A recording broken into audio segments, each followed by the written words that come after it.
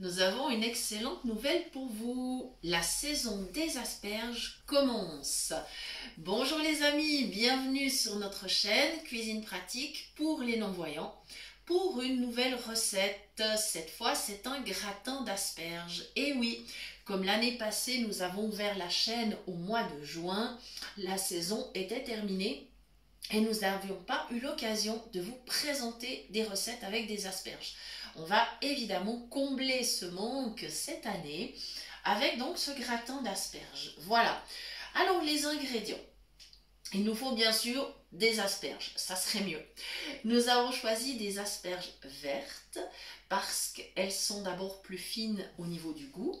Et deuxièmement, il n'y a pas besoin de les éplucher. Et ça, c'est vraiment pratique. Alors, je les ai bien sûr lavées, j'ai préservé les pointes, j'ai fait des petits tronçons avec le reste de l'asperge et évidemment, j'ai enlevé le pied, simplement la partie du bout qui est beaucoup plus filandreuse et qui n'est pas franchement très bonne, mais il y a très peu de déchets avec les asperges vertes. Voilà, donc je les ai mises à cuire simplement avec un petit peu d'eau, pas de souci. Ensuite, il faudra pour la sauce une brique de crème de 2,5 décis, crème à 35%, un fromage frais au poivre, et ensuite du vin blanc, du sel. Le poivre, je le garderai pour le moment de servir. Et aujourd'hui, j'ai décidé de mettre dans mon gratin d'asperges du saumon. Alors, on est très libre parce que ça peut être tout à fait une autre viande, ça peut être du jambon cru, ça peut être de la volaille. En version végétarienne, ça peut être simplement des petits cubes de tofu si vous souhaitez augmenter le taux de protéines de votre plat. Voilà, donc tout est possible, il n'y a vraiment pas de restrictions. Donc mes asperges sont en train de cuire dans la casserole. J'ai déjà versé la crème, j'ai mis le fromage frais au poivre, le vin blanc, le sel et maintenant je vais allumer la plaque pour réaliser ma sauce qui sera une sauce bien gourmande. Mais ça n'est pas grave parce que l'asperge par contre est un légume extrêmement léger, pas plus de 32 calories au 100 grammes. Donc on va dire que avec la sauce ça va aller, le poisson c'est très léger aussi, c'est un plat principal et pour nous ça sera notre plat unique. On ne va pas même faire du féculent avec. Alors si vous êtes, disons, si vous avez plus faim, vous pourrez tout à fait accompagner avec du riz ou des pommes de terre. Voilà, ça évidemment vous êtes totalement libre, il n'y a pas de souci. Mais disons que pour nous ça sera bien suffisant. Même sans le féculent. Voilà, donc je laisse chauffer gentiment. Je la laisserai pas bouillir, hein, c'est pas la peine. Parce que le fromage, de toute façon, va lui donner l'onctuosité. Et au moment du passage au four, la sauce va épaissir de toute façon. Vous remarquerez que je n'ajoute absolument pas de féculent. Je n'ajoute ni farine, ni maïzena, j'en ai absolument pas. C'est pas nécessaire. Vraiment, le fromage donnera toute l'onctuosité nécessaire. Voilà. Donc ça commence déjà bien à chauffer. C'est parfait. C'est un plat très facile à réaliser.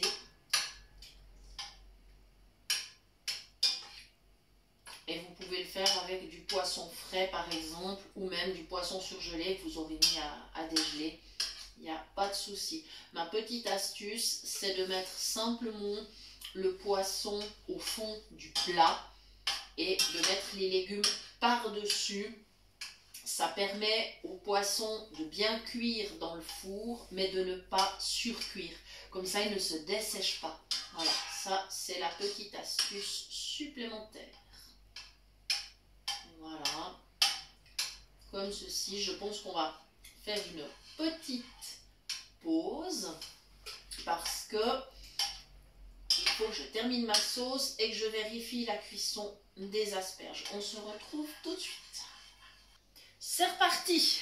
Alors, les asperges sont cuites, la sauce est prête. Maintenant, l'étape un petit peu délicate, ça va être d'aller égoutter les asperges. Alors, évidemment, je me suis équipée avec mes gants en silicone pour être bien protégée. J'ai enlevé déjà le couvercle de la casserole et je vais partir vers mon évier. J'ai mis la passoire dans l'évier, bien sûr. J'empoigne la casserole. Voilà. Et maintenant, pour être sûr de ne pas faire d'erreur, je vais poser la casserole sur le bord de la plonge. Je vais m'avancer. Voilà. Je le fais vraiment très lentement parce que d'une part, j'ai pas envie de me brûler.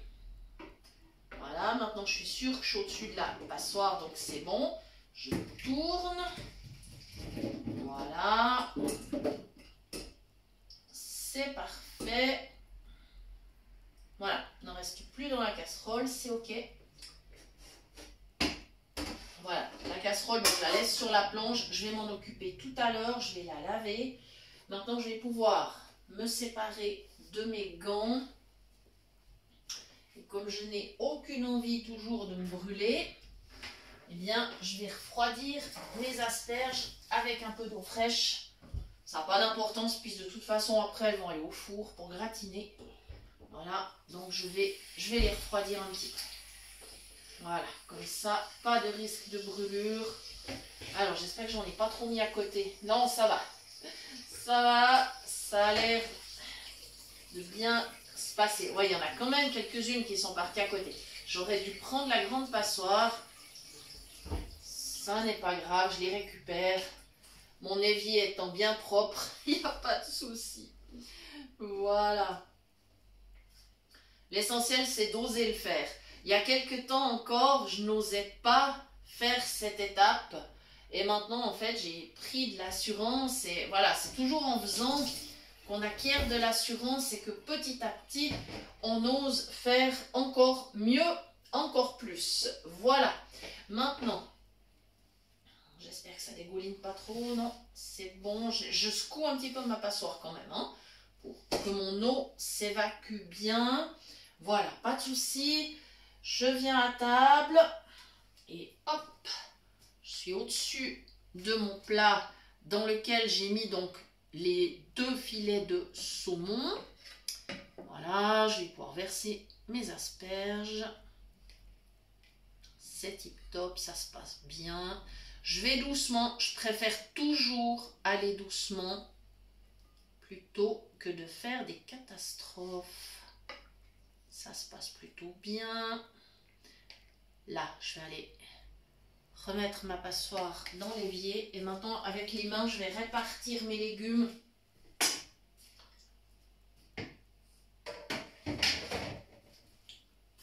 Comme je les ai refroidis, j'ai pas de risque. Voilà. Comme je vous dis toujours, on travaille en sécurité. Et puis, ma foi, on travaille avec ses mains. C'est le principe de la cuisine. Ça y est. Je crois que c'est assez bien réparti. J'ai bien l'impression. Il me reste plus qu'à verser la sauce. D'abord, me laver les mains avant d'aller chercher la casserole.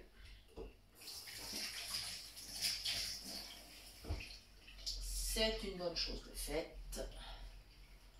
Ma casserole avec la sauce, elle est par ici. Je me repère avec mon plan de travail. C'est parfait. Elle est effectivement bien homogène. Donc ça me convient très très bien.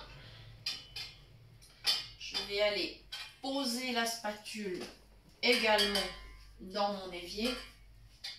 Alors, il faut que je me repère. Oui, je suis à la bonne place. Ça y est.